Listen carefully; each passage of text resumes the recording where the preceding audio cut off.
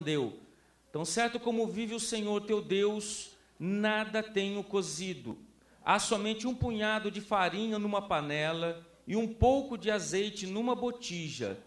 E vês aqui, apanhei 2 cavacos e vou prepará-lo para mim e para meu filho.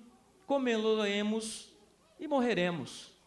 Elias lhe disse: não temas, vai e faz o que disseste, mas primeiro faze para mim um bolo pequeno e traze-me aqui fora. Depois fará para ti e para teu filho.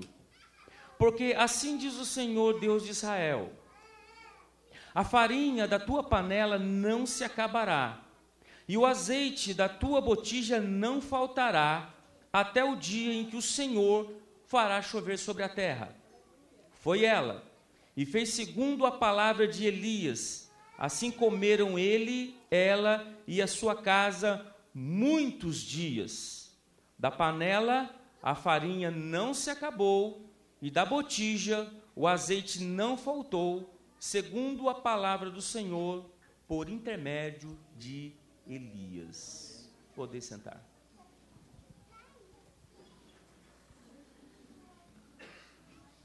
Eis aqui uma palavra que tem tudo a ver, tem toda a pertinência com o tempo em que eu e que você vive.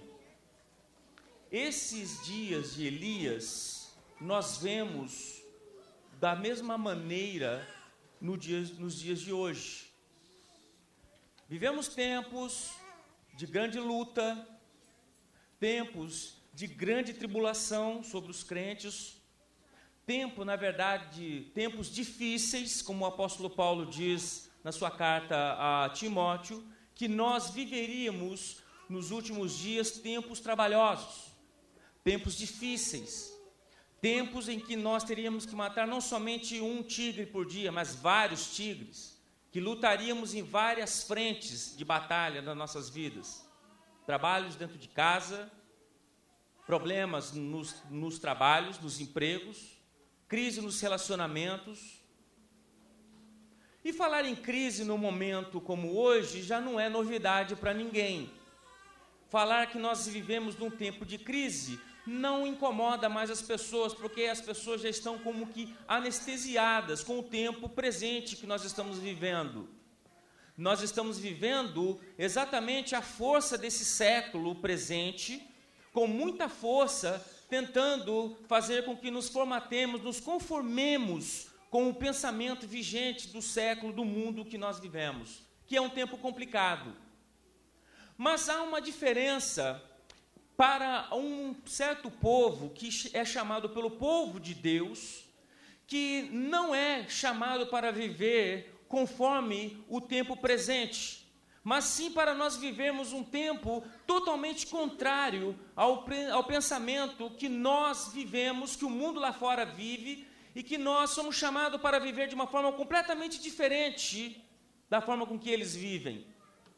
E Deus, então, para levantar, para chacoalhar, para sacudir a nação de Israel, que estava exatamente numa crise moral, numa crise espiritual, numa crise política, numa crise religiosa, espiritual tão grande, num abismo, num marasmo tão grande, em que o pior homem do mundo ali, no caso, Acabe, um rei de Israel, casou com a mulher mais perigosa do mundo, chamada Jezabel.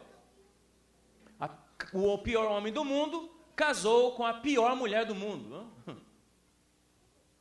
A mulher era feiticeira, a mulher era idólatra, sanguinária, a mulher tinha um instinto assassino, e ela estava realmente matando, extinguindo os profetas de Deus na nação. Vamos voltar no tempo um pouco para nós entendermos por que acontece esse episódio que nós lemos do primeiro livro de Reis, do capítulo 17, que você leu nesta noite. Quando Salomão morre, o reino é dividido. Aquele reino que estava vindo da dinastia, do próprio sangue de Salomão, da aliança davídica, dos filhos da descendência davídica, Judá e Benjamim ficam no sul com 2 tribos, e as outras 10 tribos, nessa cisão, elas vão exatamente para o norte, junto a essas outras 10 tribos, e formam o reino de Israel, que começa a partir da dinastia de Jeroboão.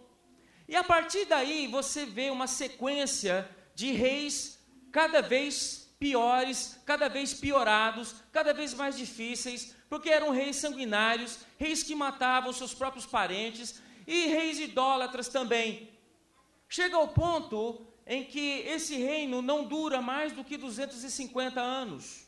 E logo a Assíria, ela domina esses reinos, essas tribos, essas 10 tribos, o reino do norte, de forma que se dizimou com eles e nunca mais eles foram ajuntados novamente. Acabe era um homem muito fraco, um homem de um temperamento muito fácil. Os brasileiros vão entender bem, era chamado como que fosse um homem banana. Ele não tinha opinião própria, sempre a mulher tinha que estar puxando ele pelo pescoço, porque ele não tinha decisão. Um homem muito fraco, um homem de um temperamento muito easy, um homem realmente, como eu disse nesta noite, um homem bem fraco mesmo. E Jezabel, então, ela sabendo do temperamento desse homem, ele se casa com Jezabel, que era filha de reis fenícios, que eram idólatras, e ela instala o culto de Baal em Israel, de forma que o culto a Jeová, o culto a Deus é totalmente extirpado, e os profetas de Deus são perseguidos, e de tal forma que o povo de Israel, que conhecia ao Deus Jeová, já estava agora se prostrando diante dos deuses de Baal, aos Baalins, ao Deus Baal. Um dos deuses dos Baalins, no caso o Baal aqui, era responsável pela chuva, responsável pela agricultura, de forma que esse tempo que Israel vivia era um tempo bem pastoril, um tempo de agricultura em que se plantava, onde não existia grandes indústrias. E então, o que acontecia? Toda a prosperidade que existia de Israel era dada ao crédito ao Baal. Baal que mandava chuva, Baal que mandava prosperidade, Baal é que fazia toda a nação ir para a frente. De forma que esse culto a Baal era um culto realmente que já estava arraigado dentro do coração do país, do coração da nação. E isto demandou que Deus levantasse um homem. Aqui começa o nosso texto. Toda essa confusão que nós olhamos nos dias de hoje, parece que essa confusão não vai ter fim. E nós pensamos, o que Deus vai fazer, quem é que Deus vai levantar, quem é que Deus vai usar para que essa situação dentro da minha casa, dentro do meu trabalho, dentro da minha família, dentro da minha igreja, dentro da minha vizinhança, quem é que Deus vai usar para fazer uma revolução, uma mudança, para tirar, para sacudir, para fazer com que a nação realmente se levante diante de Deus e que mostre que existem pessoas realmente diferentes e que vão fazer diferença, não somente pessoas diferentes, mas pessoas que façam diferença. Deus vai usar você.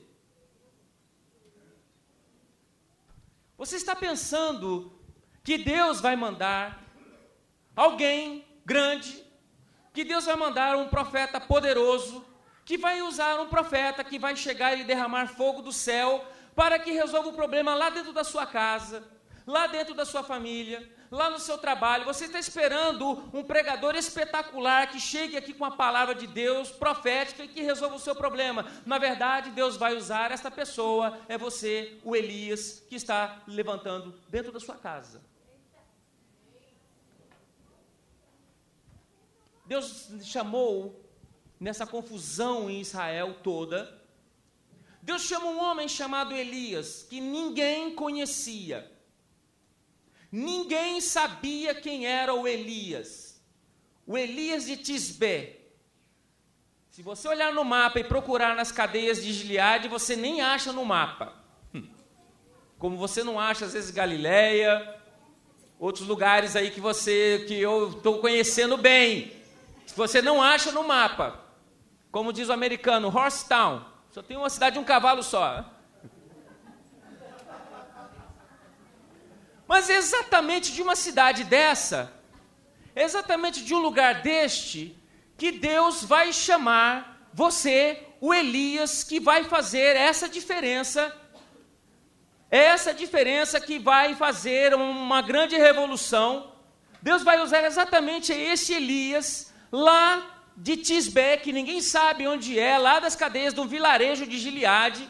E esse homem, ele aparece diante do rei Acabe, vamos dizer assim, o governador máximo da nação, e diz exatamente para ele: olha, mediante essa confusão espiritual, que você está desviando o povo para o culto, a idolatria a Baal, fique sabendo, pela palavra do Senhor, eu falo agora, que por esses anos não vai ter chuva sobre Israel. E ele chama Acabe para o desafio e afirma: não vai chover. Que palavra! Olhando desta maneira aqui, você diz assim: não, mas quem sou eu para chegar dentro da minha casa e falar uma palavra dessa, uma oração como esta, ou pedir algo a Deus? Querido, você é servo do Deus Altíssimo. Fique sabendo que você tem um dono, fique sabendo que você tem um Deus que trabalha por você. Você tem um Deus que protege a sua vida. Você tem um Deus que até o dia de hoje tem te guardado. Você veio por lugares que você nunca imaginava ter passado. Você passou por perigos. Você passou por grandes provas. Você passou por grandes dificuldades. Deus te guardou. Deus te sustentou. Deus te livrou do mal. Deus te livrou da morte. E te trouxe até este dia, aqui em 2013, em agosto, para provar, para mostrar que Ele é o Senhor Deus da sua vida. E por isso você está na palma da mão dele. Você está na palma da mão de Deus, de tal forma que não há quem possa arrancá-lo das mãos de Deus. E Deus te chamou exatamente para um propósito. Deus te chamou para um plano. Deus não te chamou para nenhum acaso. Deus não te chamou no susto. Deus não te chamou por engano. É você que Deus está chamando. É você que Deus está querendo usar nesta noite. É você que Deus quer levantar lá na sua casa. É você quem Deus quer usar lá na sua família. É você que Deus quer levantar nesta igreja com a autoridade da palavra de Deus. É você que o Espírito Santo quer usar de uma forma tremenda para esse tempo final que a igreja está vivendo. Você é exatamente esse Elias que ninguém sabia de onde era, ninguém sabe de onde ele vem, mas Deus sabe para onde você vai.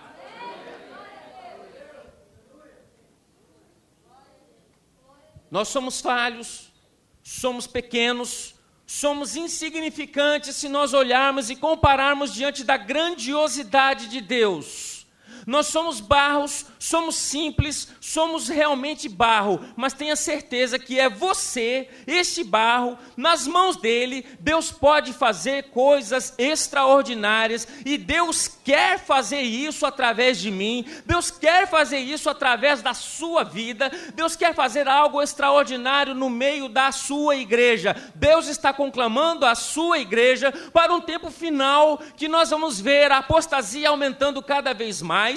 Nós vamos ver o pecado cada vez aumentando mais. Nós vamos ver uma crise econômica cada vez aumentando mais. Mas levante a sua cabeça, que para esse tempo do fim também, Deus vai derramar o Espírito dele sobre a igreja dele de uma forma tal. Deus vai usar os crentes de uma forma totalmente poderosa. Deus quer usar você para algo inédito, algo incrível, algo extraordinário, que você vai ver os milagres que Deus pode e vai fazer através da sua vida, através da sua palavra, através da sua boca, através das suas mãos. Você é essa boca de Deus. Você é essa mão que Deus quer usar para esse momento final.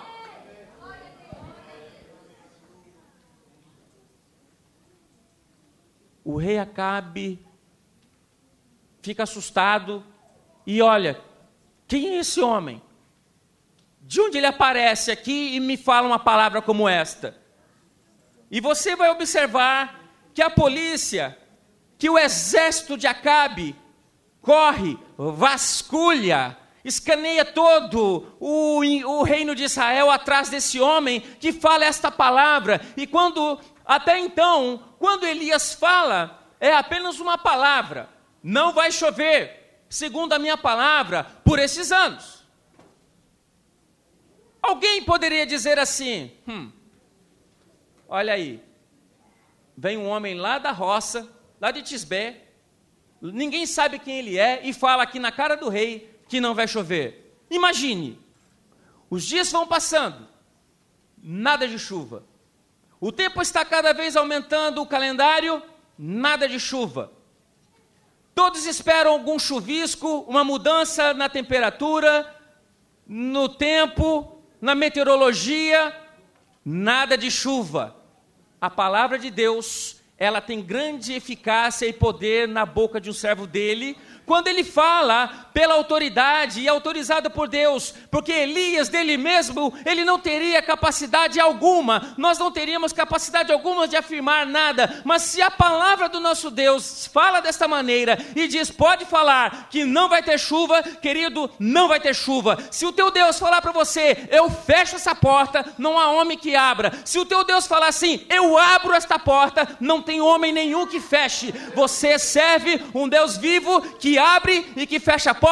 Se ele quiser fechar o céu que não haja chuva, ele faz isto. Se ele quiser falar que chuva, pode chover, a chuva vem, porque ele é o Deus que tem a palavra na sua mão. E assim ele faz, ele decide segundo o seu propósito, segundo sua soberana vontade na minha e na sua vida.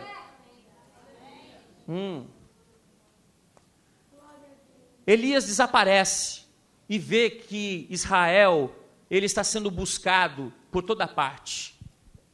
E ele, Deus sabendo de todas as coisas, fala para Elias, Elias, vai para Querite, vai lá, fica em Querite, eu vou te guardar lá.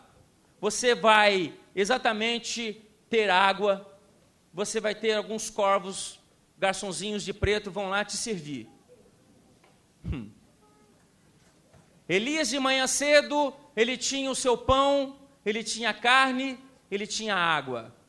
Ao anoitecer, Deus vai lá e manda novamente os garçonzinhos chegarem lá e sustentar Elias novamente. E Elias está no propósito, no plano de Deus, e enquanto ele está sendo buscado e a chuva não vem. Os dias vão se passando. A seca, quando ele fala que vai haver seca, a gente pensa muitas vezes que a seca só existiu lá para o lado onde Acabe estava. Onde ele estava também, ele sofreu os efeitos da seca, de tal forma que o ribeiro também secou. E aí vem o grande problema. Muitas vezes nós queremos seguir a vontade de Deus, nós queremos falar, Senhor Deus, faça em mim a tua vontade, faça em mim o teu querer. E muitas vezes Deus vai te mandar exatamente situações que nós pensamos, mas Deus me mandou aqui, Deus me mandou para cá, Deus falou que eu ia prosperar e agora o ribeiro seca. Queridos, Deus tem um modo de trabalhar, nós vamos ver as formas que Deus trabalha na vida de Elias. Vamos observar as maneiras que Deus trabalha, a maneira com que Deus lapida, a maneira com que Deus talha os seus heróis, a maneira com que Deus talha os seus profetas, os seus servos. Muitas vezes, se você quiser ser próspero, se você quiser realmente crescer, você tem que muitas vezes, ou não, todas as vezes, você tem que se submeter à vontade e à palavra de Deus. E nem sempre a forma com que nós nos submetemos à palavra de Deus é a maneira mais legal, mais aconchegante, que nós nos sentimos bem. Às vezes é muito fácil quando nós temos carro, nós temos nosso dinheiro, nosso emprego, está tudo bem, não tem enfermidades, está tudo ótimo, mas no momento em que o ribeiro de Querite, da nossa vida, da nossa casa seca, a conta bancária seca, o emprego acaba, querido, é aí que nós vamos ver a verdadeira prova de fé. Elias está guardado ali e o ribeiro seca. Deus faz de outra maneira com Elias agora. Então Elias, levante-se, vai para um lugar chamado Sarepta. Fogo, prova. Irmãos, às vezes quando nós passamos pelas águas, como diz o salmista, o Salmo 124, parece que as águas são tão fortes, elas querem nos tragar. A força do adversário é tão forte que nós sentimos, às vezes, vemos os dentes dos nossos adversários, de Satanás, do inimigo contra a nossa vida, contra a sua vida, contra nossas almas, querendo nos tragar. Mas se não é a vontade de Deus, se não é Deus que esteja ao nosso lado, Ele nos engole vivo. E lá, Ele manda exatamente para passar por uma prova de fogo. As formas que Deus trabalha na vida de Elias. Você viu agora os métodos que Deus começa a usar. Era inexplicável Deus mandar corvos chegar para lá, e mandarem para lá, para que Elias se sustentasse com aquela comida, com aquele pão, com aquela carne. Métodos incríveis que Deus sustentou você até hoje. Pessoas que nem te conheciam. Os americanos aí que não sabem nem quem você é. Te oferecendo, te chamando para trabalho, para emprego, portas abertas, que se não fosse Deus que estivesse por trás disso, você nunca teria conseguido. Nós nunca teríamos prosperado se não fosse a mão do nosso Deus, sustentando e mandando corvos na nossa vida, lá na sua casa, mandando mantimento, mandando o seu horário, o seu trabalho, o seu schedule, está na mão dele, ele sustenta, o ribeiro seca, ele tem providência. Ele pega e fala para Elias, Elias, vai a Sarepta. Vai lá, tem uma viúva. Eu ordenei a uma viúva. Olha bem, essa viúva, com certeza, ela sabia o que Deus deveria ter falado para ela e disse, olha, eu vou mandar um homem para que você o sustente. Porque na palavra, quando nós lemos, diz da seguinte maneira, como você leu. Deus fala para ele, você vai a Sarepta, porque lá ordenei a uma mulher que te sustente. Uma viúva. A mulher está catando cavacos, lenha. Irmãos, nós pensamos, comentando novamente sobre os métodos de Deus, às vezes nós pensamos que Deus vai agir na nossa vida de uma forma completamente humana, da forma com que eu penso, da forma com que você pensa, da forma humana, da lógica humana. Nós pensamos, não, Deus vai fazer assim, Deus vai abrir uma porta assado, Deus vai fazer assim desta maneira, Deus vai fazer isso, Deus vai fazer aquilo. Veja bem por que eu estou afirmando isso. Se você observar o texto, se Deus falasse, Elias, você vai sustentar a viúva, tá ok. Deus fala exatamente o contrário. Não, não, Elias, é a viúva que vai sustentar você. A viúva que vai te sustentar. E ele fala exatamente para ela, olha, você vai fazer para mim um bolo. E ela fala, não, Senhor, tenho um pouquinho de farinha, um pouquinho de azeite, vai ser para fazer um bolo para mim e o meu filho, e vamos morrer. A palavra de Deus volta para o homem de Deus e diz assim, não, você vai fazer conforme a vontade de Deus, vai fazer o seguinte, faz para mim primeiro, depois você vai fazer para você e o seu filho. Olha, essa mulher tinha muita fé também. Num tempo de crise, num tempo de seca, num tempo de escassez, exatamente lá em Sidom, exatamente da terra de onde tinha vindo, de Jezabel, Deus estava preparando exatamente essa viúva que ia sustentar o ministério de Elias, enquanto Elias estava sendo buscado por Acabe, e a seca, a crise, devastando as lavouras de Israel. É engraçado, é interessante os modos que Deus trabalha nas nossas vidas. Se Deus quebra o seu carro, querido, se Deus permite que o seu carro quebre, tem um propósito. Se Deus corta algumas horas do seu schedule, tem propósito. Se Deus pega e dispensa aquela casa que você dizia que era a galinha dos ovos de ouro, e Deus pega e você pensa assim, nossa, ela me dispensou. Não fique preocupado. Ah, é o diabo. Ah, é o Satanás. Ah, é o devorador. Não. Deus está no controle. Deus está tomando conta da sua alma. Deus está tomando conta da sua despensa. Deus está atento à sua conta bancária também. Deus está olhando a sua alma. Deus está querendo com que eu e você, nós passemos a depender mais dEle. Deus quer que nós dependamos mais dEle. Como Ele diz, como o próprio Jesus disse, olha, o vosso Pai que está no céu sabe que vocês necessitam destas coisas. Se Deus sustenta os pardais, se Deus sustenta os pássaros que não fazem, não trabalham, não tecem, quanto mais o vosso Pai que está no céu cuida de você, lançando sobre Ele toda a nossa ansiedade, porque Deus tem cuidado de nós, Deus tem cuidado de você, Deus tem cuidado da sua família. Imagine agora o milagre acontecendo. Imagine agora o milagre acontecendo. A mulher faz o bolo, ela faz exatamente da forma com que o profeta manda, faz para o Elias, faz para ela e para o filho e acabou, e vamos ver no outro dia. No outro dia, eu imagino que Deus poderia chegar lá e mandar sacas de trigo para ela fazer muito pão. Podia mandar galões e galões de óleo, assim, para dizer, olha, está aqui todo o milagre que você vai precisar, o Fabrício. Pá. Deus não faz isso. Deus faz o milagre diariamente.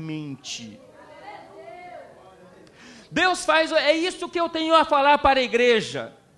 A palavra que eu tenho a dizer para você é exatamente essa que tem falado ao meu coração, que muitas vezes eu andei já inquieto, com muita queimação no estômago, preocupado e orando, mas ao mesmo tempo que eu oro, eu estou preocupado, estou tenso, estou preocupado. Deus fala, não é desta maneira que eu quero trabalhar na sua vida, Cássio. A gente fala, Deus, faz a sua vontade.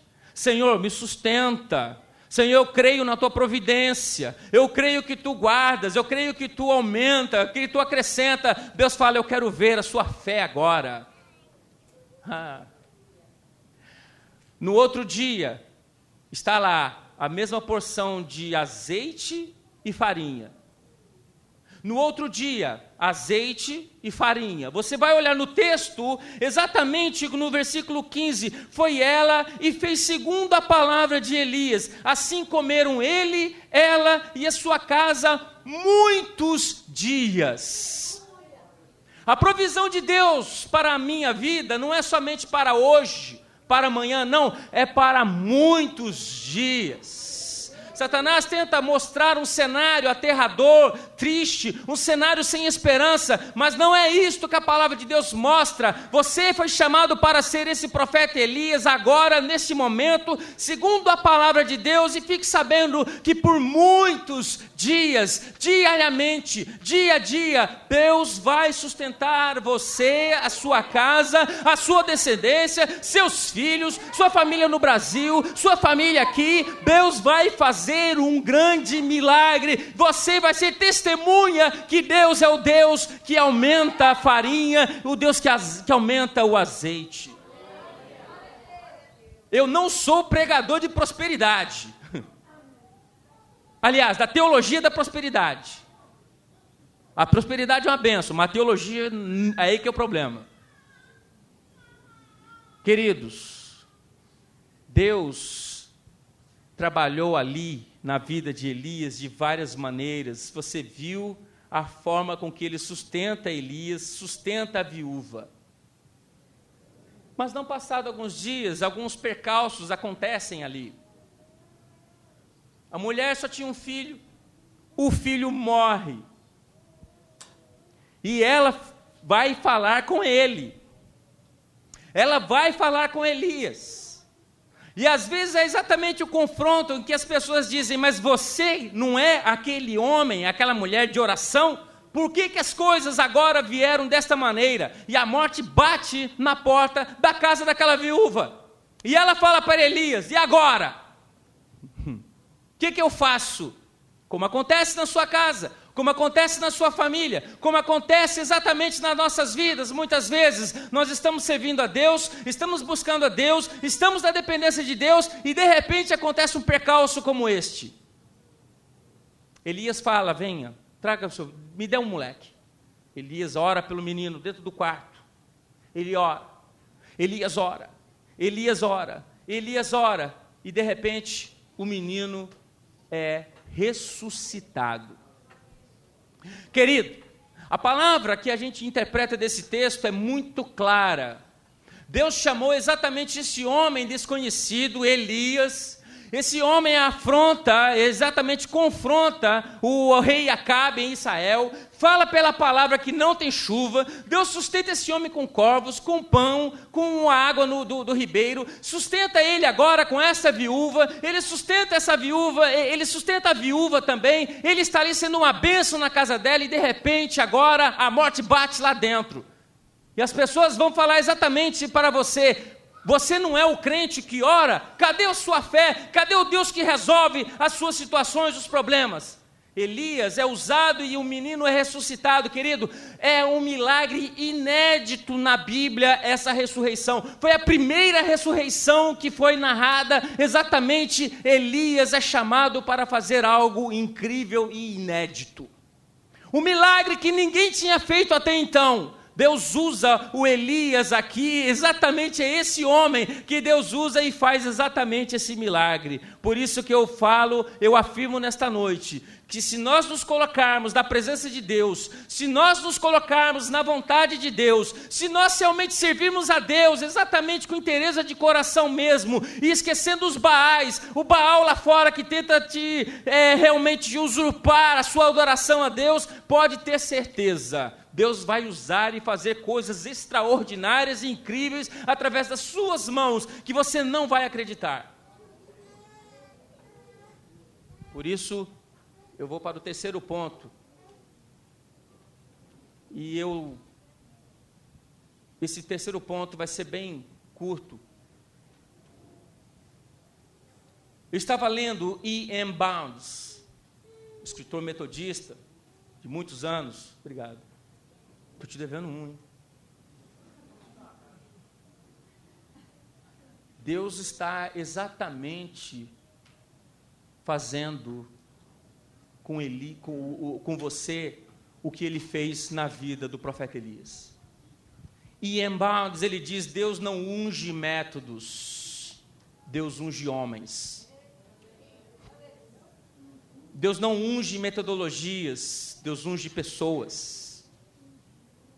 Deus não está buscando aquela melhor estratégia, Deus está buscando os melhores homens e mulheres que se prostram diante de Jeová e não diante de Baal. Nós estamos pensando que os recursos que nós temos, que Deus vai usar, vai fazer, Deus vai prosperar, Deus vai fazer, e Deus mostra, não é desta maneira. Nós procuramos a melhor estratégia, Deus fala, não, os recursos quem dá sou eu estou buscando somente homens. Senhor, dá-me estratégia. Deus dá a estratégia é você mesmo. Você é esta pessoa. Você é esse agente de transformação e de mudança que Deus quer usar. Nós estamos buscando que Deus vai usar homens extraordinários, que vai chegar aqui, Deus vai usar pessoas comuns, como a mim, como a você, é essas pessoas que Deus quer usar. Deus quer ungir com poder, não são métodos, não são metodologias, não são diplomas, Deus quer usar pessoas, Deus quer usar gente.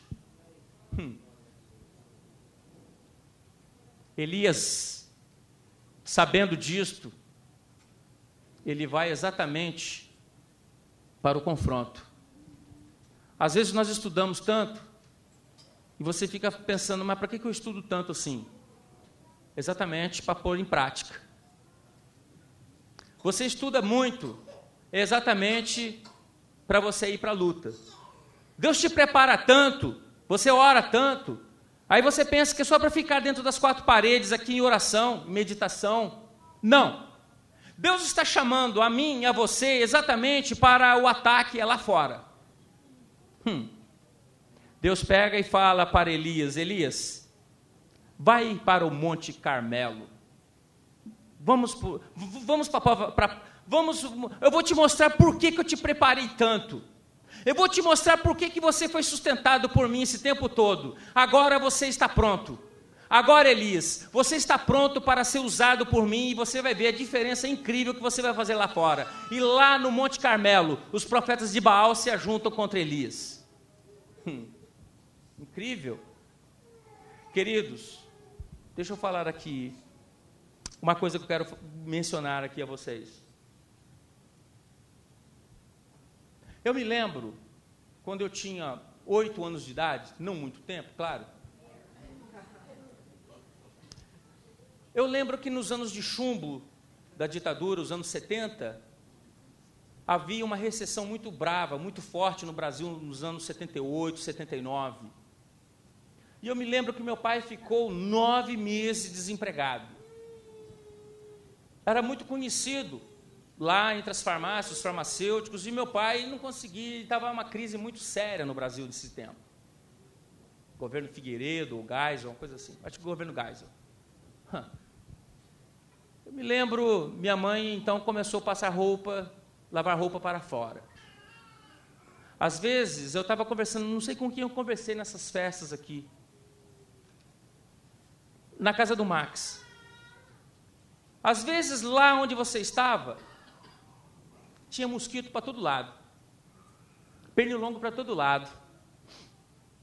Às vezes não tinha tanto recurso, você fazia muito, produzia mais, ia para a igreja, fazia isso, fazia aquilo outro. Chega aqui, aqui você vira o doutor, aqui fica difícil. Entrou uma mosca dentro da igreja, poxa, o pastor não está vendo isso? Você mora a 100 metros da igreja. Se não tiver carro, você não vai. Ah, mas eu tenho 2. Eu me lembro que, nesse caso, o que eu quero dizer a você é o seguinte. Às vezes Deus permite, embora mesmo você morando na América, país da fartura, país que emana leite e mel, Deus permite com que o ribeiro seque, Deus permite com que o desemprego chegue, exatamente para nos trazer mais perto dele, para depender mais dele. E às vezes alguns trabalhos que você trabalhava na Johnson & Johnson, tecnologia de ponta, e aqui você vira açougueiro. É Deus que trabalha na gente mesmo. Você era contador, você era economista, e aqui você passa com um mop nas costas. E às vezes você pensa assim, não, mas que irmão acomodado, que irmã acomodada. Às vezes tem um jeito que Deus trata com o nosso eu, com o nosso ego. É por isso que às vezes Deus permite isso. E nós ainda não estamos prontos. Deus poderia fazer muito mais nas nossas vidas. Não faz por nossa própria culpa. Nós somos os culpados. Eu me lembro, eu era então garoto e eu vi que minha mãe, ela lavou o último arroz. E eu lembro que meu irmão, já falecido, estava junto, e nós escutamos a mamãe falar assim, Senhor, este é o último. Eu vi que minha mãe, para disfarçar o problema, não chorou na nossa frente. Passou-se alguns minutos, tinha lá em São José dos Campos, o irmão Januário e a irmã Celeste, fazendo compra. Irmã de Deus, serva de Deus, Deus toca no coração dela e fala, compra este arroz e este feijão e leve lá na casa da irmã Valdete. Ela fala com o marido olha, ok, vamos fazer. Passou meia hora no máximo, um fuscão branco, barulhento, chegou e parou na porta de casa. Nós sabíamos, olha, falei, mamãe, irmão Januário está aí fora. A irmã Celeste entra e fala, irmã, não sei o que está acontecendo, vocês não falam nada, vocês não dizem nada para a gente, mas o Senhor mandou trazer aqui este arroz e esse feijão. Aleluia! Eu me lembro quando eu estava no Instituto Bíblico, no IBB, lá em São José dos Campos. Plano econômico, dos mais difíceis, duro, complicado, governo Collor. Aí o diretor entrou, reuniu a classe e falou, olha, por causa do plano econômico, o valor das mensalidades vai ter que subir. E eu, analisando a minha situação, estava desempregado, estava namorando com a Elaine já, mas eu não estava tendo emprego naquele tempo. Eu pensei, meu Deus, é agora. Deus falava tanto para preparar, para estudar, e chega aqui agora, eu estudando, eu vejo essa bomba. Eu me lembro que uma secretária pegou, estava junto com o diretor da escola e falou, irmãos, Deus é fiel, tá bom? E virou as costas e saiu. Isso foi na quinta-feira. Na sexta-feira, no culto de oração na Assembleia de Deus, lá no Parque Industrial, Minha mãe está lá ajoelhada, orando. Não contei nada para minha mãe, não disse nada do que estava acontecendo. Eu mesmo já tinha tomado a decisão que eu não ia voltar na próxima aula, porque eu não tinha condições de pagar. Uma irmã bate no ombro da minha mãe e diz: entregue isto para o Cássio, ele precisa.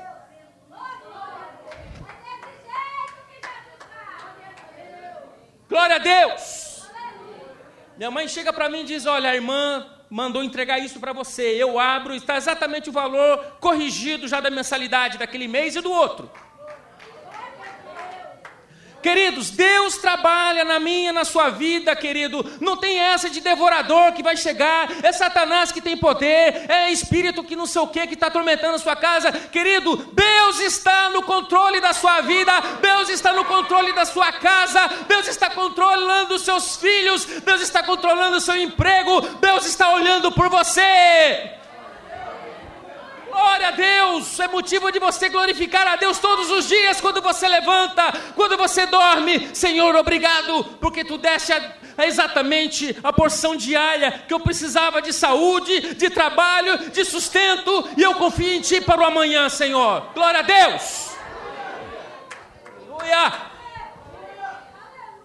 Nós confiamos nos homens, confiamos no presidente, no plano econômico, nós temos que confiar em Deus que cuida da sua alma, que cuida da sua vida, Deus que te sustenta, Deus que cuida de você.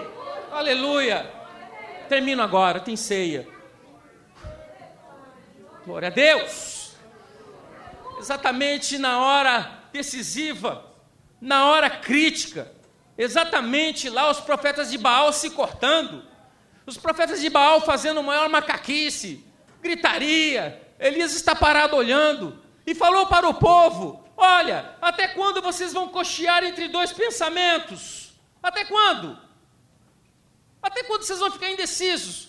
Servindo Baal, servindo Jeová? Olha, se você achar que Baal responde com fogo, você pode seguir Baal. Agora, se você achar que Deus respondeu com fogo, você siga Jeová então. Tome uma decisão. E Deus está usando exatamente a sua vida para dizer esse confronto para as pessoas. Você está servindo Baal ou está servindo Jeová? Hoje as pessoas estão muito indecisas com a Bíblia. Serve Jeová e lê horóscopo. Exato. Tem muita gente empolgada, muitas vezes, com outras seitas, com outras religiões, e quer servir a Deus junto com a mesma coisa. Não dá certo. Deus fala: não, você vai ter que tomar uma decisão. Elias viu que a coisa já passou do meio-dia, nada se resolvia, estavam 6 horas se cortando. Elias fala: não, agora para, deixa comigo agora. Ele arruma tudo, e arruma o altar, ele manda jogar água, ele molha tudo. Deus vem e responde com fogo. Deus responde com fogo, e o altar é ali. Elias é exatamente exaltado por Deus ali, e ele mata os profetas de Baal. Vou terminar agora, vou encurtar, a próxima vez eu continuo. Ele mata os profetas de Baal. Jezabel fala: eu quero que os deuses me aprovem, que amanhã eu pego a cabeça de Elias fora. Elias foge, Deus vai atrás de Elias, Deus sustenta Elias, Deus fala com Elias: Elias, você caminhou o dia inteiro, está lá Elias pedindo para morrer. Querido, você não morre se não for a vontade de Deus. Livramentos que Deus tem dado na sua vida, Jezabel, demônio, o que você imaginar, não pode na sua vida, porque você está guardado na mão daquele que pode todas as coisas. Está Elias ali esperando, Elias desanimado, querendo morrer. Deus pega um anjo, toca em Elias e fala com Elias: Elias, tem pão, tem água, come. Elias come, Elias bebe, Elias volta a dormir de novo. Elias, come, Elias, bebe dessa água, Elias, tua caminhada é grande. Elias caminha 40 dias e 40 noites até Horebe, monte de Deus. Tua jornada é longa ainda. Vai ter 40 dias e 40 noites de caminhada, e muita gente aqui. Muita gente, muitos de nós vamos andar muitos 40 dias e 40 noites aqui, porque Deus sustenta para uma missão. Vai lá, você vai ungir Jeú. Vai lá, você vai ungir Eliseu. Vai lá que eu tenho algo na sua vida. Vai que eu tenho algo na sua vida para fazer através de você. Vai que você vai ser usado por mim na vida das pessoas. E Deus quer usar a mim, a você, a cada um de nós nessa noite. Você é o Elias que está aqui nesse momento. Entregue o seu caminho ao Senhor. faça essa aliança, entre no acordo, fala com o Senhor, abre seu coração, diz exatamente o que está acontecendo e se submeta à vontade de Deus, deixa que Ele faz o resto.